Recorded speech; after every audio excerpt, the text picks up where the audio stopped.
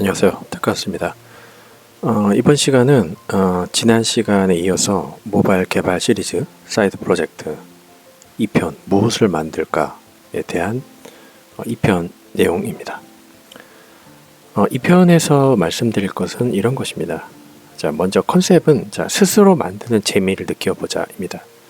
이번 편에서는 개발 이야기보다는 실질적으로 개발을 하기 위해서 앞단에서 분석 설계를 어떻게 해서 그것을 만들어 가는지 과정에 대한 이야기라서 개발 이야기가 조금 적어지는 그런 내용입니다. 하지만 사이드 프로젝트를 하기 위해서는 가장 필수적인 게 무엇을 만들 것인가에 대해서 결정을 내려야 돼요.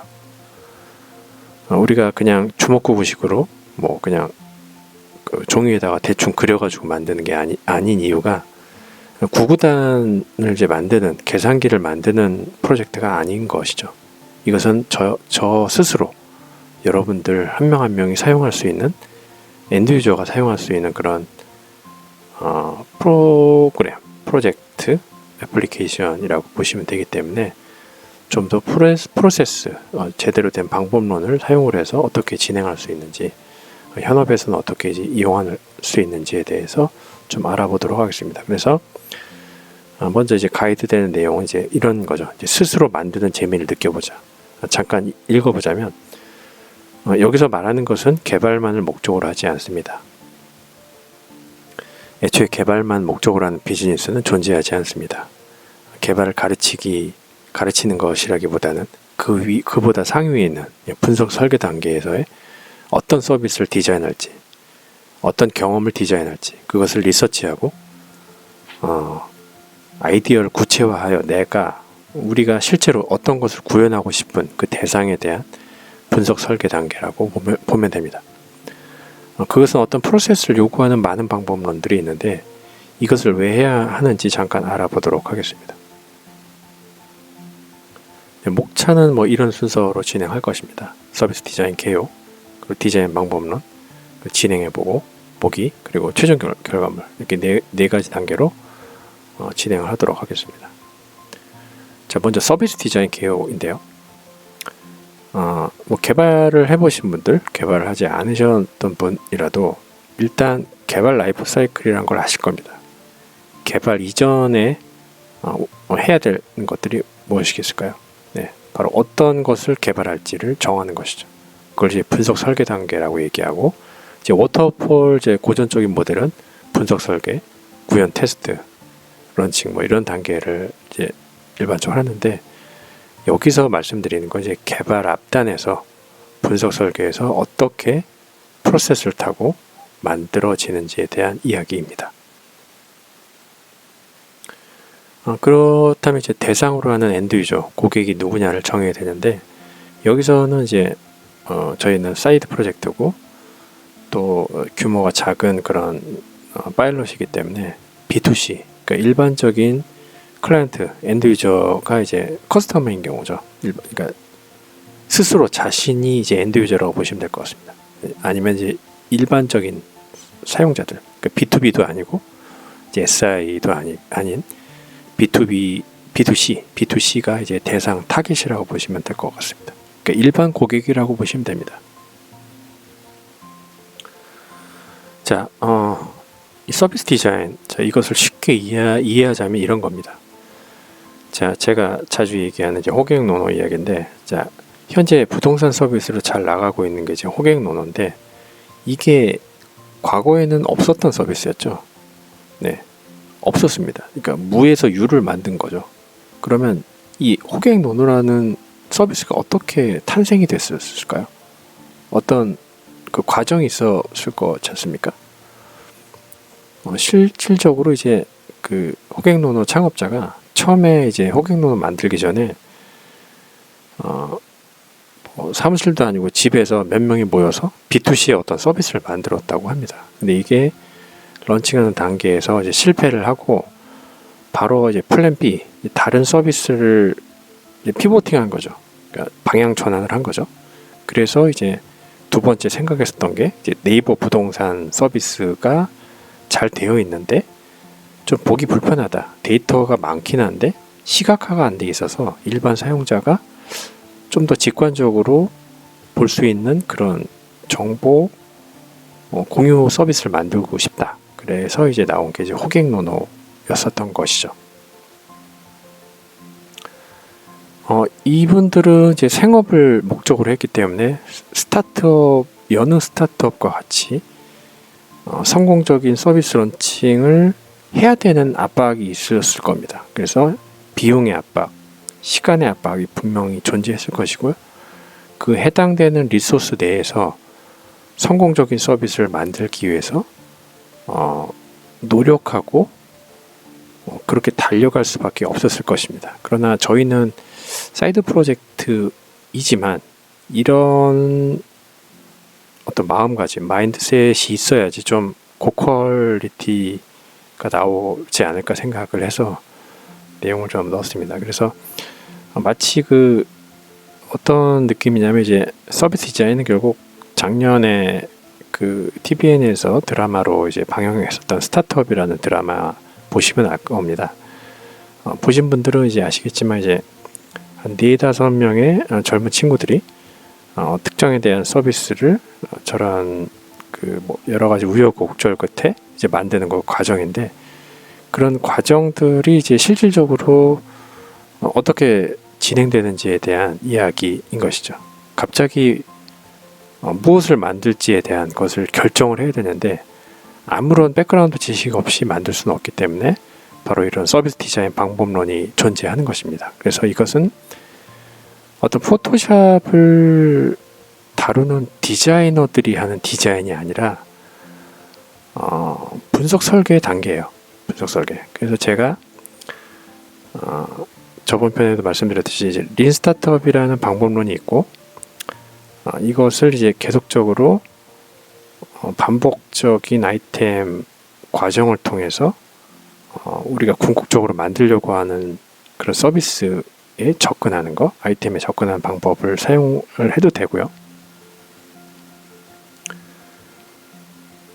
네. 그래서 서비스 디자인 방법론은 디자이너, 포토샵 같은 역할이 아니라 분석 설계의 의미라는 것입니다.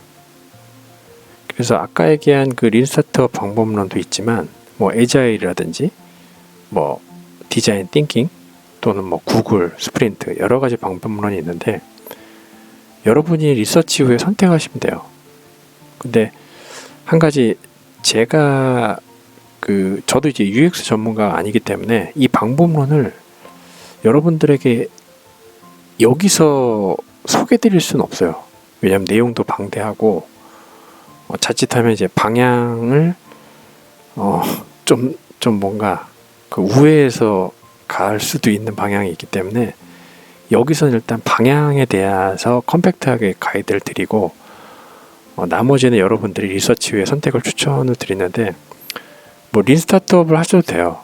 그리고 저 이제 구글 스플린트도 좋은 방법론이라고 생각하기 때문에 어차피 우리는 정규적인 스타트업에서의 어떤 프로젝트가 아니라 개인적으로 포트폴리오를 위해서 사이드 프로젝트를 위해서 동기부여를 위해서 하는 사이드 프로젝트이기 때문에 개발 이외의 지식도 여러분들이 섭렵하는 게 중요해요.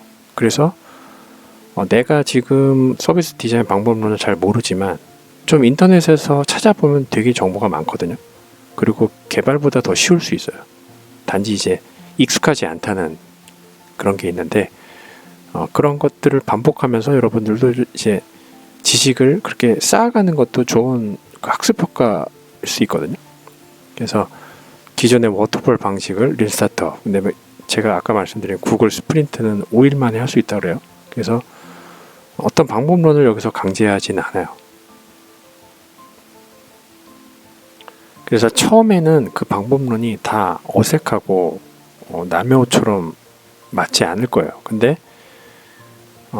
익숙하지 않다는 걸 인정을 하고 반복적으로 사용을 하게 되면 익숙해집니다. 그런데 서비스 디자인 방법론 중에서 여러분들이 꼭 경험해야 할 것이 하나 있어요. 이게 뭐냐면 서비스 디자인은 우리의 생각, 우리의 아이디어, 우리의 방향성에 대해서 프로세스를 태우는 건데 그 방법 중에서 좀 원시적이긴 한데 우리의 그 현실 세계에서 일어난 그런 많은 컨텍스트들, 그런 맥락들을 사용자 경험으로 이제 승화시키려고 할 때 그 도구로서 사용되는 게 지금 보여지듯이 포스트잇입니다. 네, 그래서 뭐 혼자 할 수도 있어요. 내 생각을 정리하는 것이기 때문에 내 생각을 포스트잇에다가 하나하나 적어서 특정 아이템에 대한 아이디어를 뭐 장단점이 될 수도 있고 뭐 나아갈 방향이라든지 뭐 벤치마킹 할 수 있는 그런 뭐 여러 가지 요소들, 느낌, 뭐 경험들을 포스트잇 한 장 한 장에다가 써가지고 그냥 붙이는 거예요. 물론 이제 여러 사람이 있으면 더 좋겠죠. 왜냐하면 더 많은 아이디어가 나오니까. 그런 것들을 진행하는 과정들도 아까 얘기한 서비스 디자인 방법론 중에 하나인데 UX 방법론의 하나죠. 같은 얘기예요. 서비스 방법론, 경험 디자인 방법론, UX 방법론 다 동일한 유사어입니다. 그래서 그 방법론 중에 가장 우리가 경험해야 될 것 중에 하나가 바로 이것입니다. 포스트잇을 통해 나의 생각, 사람들의 생각을 정리해서 머릿속에 맴도는 이야기와 아이디어 등을 적기 시작해서 그것을 다시 카테고라이징해서 그룹핑하게 되면 특정의 목적으로 이제 좀 그룹핑을 할 수 있거든요. 그걸 이제 어피니티 다이어그램이라고 하는데 그 맥락들을 끄집어내서 그걸 분석 설계에서 유용하게 사용할 수 있는 어떤 스토리보드나 시나리오를 끄집어낼 수가 있어요. 그래서 이것이 이제 우리가 궁극적으로 만들고자 하는 서비스 요구사항으로 이제 발전하는 거죠. 왜냐하면 이런 요소들, 여기에 있는 아이디어들을 가지고 서비스를 만드는 거예요. 여기에서 아이디어가 없으면 만들 대상이 없는 거예요. 그러니까 여기서 아이디어를 내는 게 실질적으로 화면단에서 어떤 그 아이템이 들어가고 버튼을 이용해서 이런 정보가 뿅 하고 나타나고 눌렀을 때 이런 것들이 이제 구체적으로 이제 디자인 설계해 나가는 것이죠. 그러니까 그 단계 이전에는 이런 아이디어들을 많이 뽑아내야 돼요. 그래서 그 뽑아내는 단계가 바로 이런 서비스 디자인 방법론을 이용해서 사용하는 분석 설계 단계입니다. 그래서 이 과정을 하면 재밌어요. 그러니까 지금 얘기하는 거죠. 개발과 좀 동떨어진 얘기긴 한데 개발하기 이전 단계에서는 반드시 거쳐야 할 단계입니다.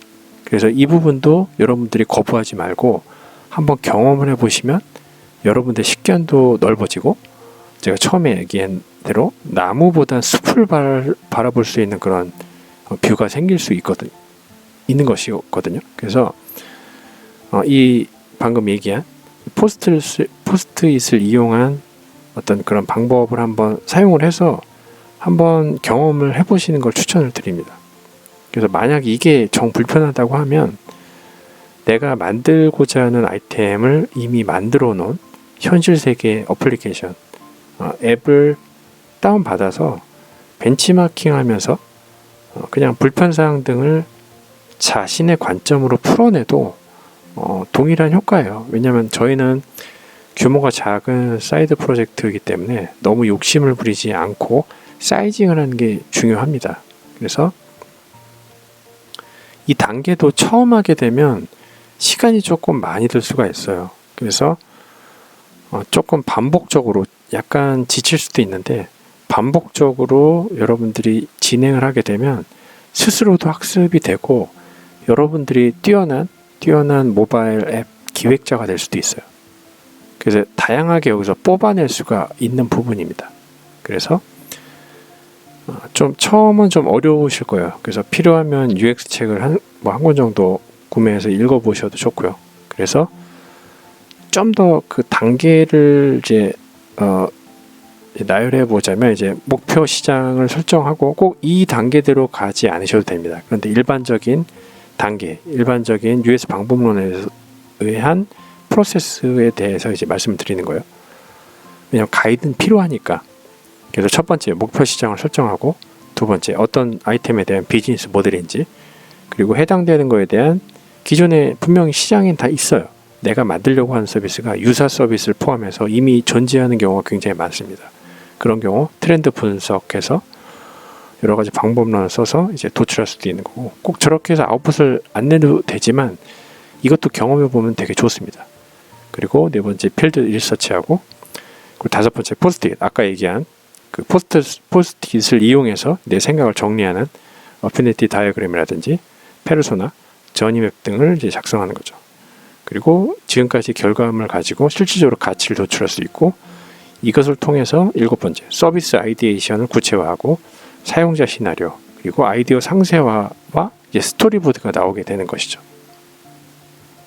그래서 결국 마지막 단계는 사용자 시나리오하고 이제 스토리보드인데, 아까 얘기한 대로 시나리오 상에 들어가는 컨텐츠들, 스토리보드에 이야기되는 그 모든 그 정보 데이터들은 포스트잇에서 그 원천 데이터가, 원천 아이디어가 나올 확률이 굉장히 높아요. 그래서 포스트잇을 이용을 하시고 그걸 숙달할 정도로 한번 써보시라고 말씀드리는 게, 포스트잇에 있는 정보가 투명하지 않으면 마지막 개발된 아웃풋도 퀄리티가 좋게 나오지 않습니다. 그래서 개발하기 이전에 제대로 된 프로세스, 제대로 된 방법론을, 프로세스를 태워서 여러분들이 사용자 시나리오와 스토리보드를, 퀄리티를, 고퀄을 가지고 이제 진행을 하셔야지 나중에 개발할 때도 좀 더 퀄리티 높은 아웃풋이 나올 수 있을 것입니다. 그래서 지금 말씀드린 그 서비스 디자인도 사실은 그 UX 그 학교나 대학원 같은 데 가면 한 학기 수업을 할 정도로 서비스 디자인만 한 학기 수업을 할 정도로 좀 익숙하지 않은 부분들이 좀 있을 수 있어요. 그런데 결국 우리가 이제 개발만 아니라 큰 숲을 보려고 하면, 아까 얘기한 대로 이 모든 것들을 다 경험하면 본인이 굉장히 많이 성장하게 됩니다. 그래서 1인 기업도 할 수 있는 거고요. 제가 얘기한 대로 이제 나이가 있으신 분들이 취업하지 않고 홀로서기를 1인 기업으로 하려고 하면 개발대로 익히지만 무엇을 만들지에 대한 가이드가 없는 거예요. 그 가이드가 무엇이냐? 지금 말씀드리는 이 2편에 대한 내용입니다. 그것이. 그래서 여기서 일단 아까 얘기한 대로 UX 관점에서의 어떤 정보들, 그리고 프로세스, 방법론들은 여기서 제가 제공하기도 어려워요. 그리고 방향성에 대해서도 잘못 나갈 수 있기 때문에 여기서는 이 정도 선에서 자료를 수집해서 각자 진행하는 것으로 하고 2편을 이렇게 마무리하면 될 것 같습니다. 그래서 최종 결과물은 이런 거예요. 3편에는 이런 걸 할 겁니다. 자, 우측에 보시는 이제 와이어 프레임이라고 있듯이, 지금 그냥 보기에도 그 모바일 화면이죠. 모바일 단말기 화면이죠. 스마트폰의 그 화면인데, 여기에 있는 정보들을, 어떤 정보들을 넣어서 와이어 프레임에 프레임들을 이어나갈지에 대한 스토리보드하고 어떤 사용자 시나리오가 필요해요. 그렇지 않습니까? 와이어 프레임에다가 어떤 것을 넣어서 이제 모바일 스마트폰을 이용해서 어플을 만들 때 어떻게 화면 플로우가 흘러갈지에 대한 백데이터가 필요하잖아요. 어떤 걸 만들지, 그리고 그거에 대한 상세 아이디어를 하는 과정이 아까 설명드렸었던 그런 프로세스, 방법론에 의해서 포스트잇을 붙이고 하는 거 과정들인 것이고, 결국 다음 편, 3편에서 작성할 와이어 프레임을 완성하기 위해서 우리가 2편에서 이런 최종 결과물이 있어야 돼요. 어떤 컨셉으로 서비스를 만들지에 대한 거, 즉 컨텐츠에 대한 거, 그리고 사용자 시나리오, 그리고 저니맵 같은 거, 어피니티 다이어그램, 포스트잇을 카테고라이징 한 것이죠. 그리고 스토리보드, 이런 것들이 필요하고, 이런 것들 기반으로 해서 다음 3편에서 작성할 와이어 프레임을 만들 수가 있습니다. 그래서 여러분들이 만약에 2편을 따라 하시게 되면 이 최종 결과물이 나오셔야지 3편을 진행하실 수가 있습니다.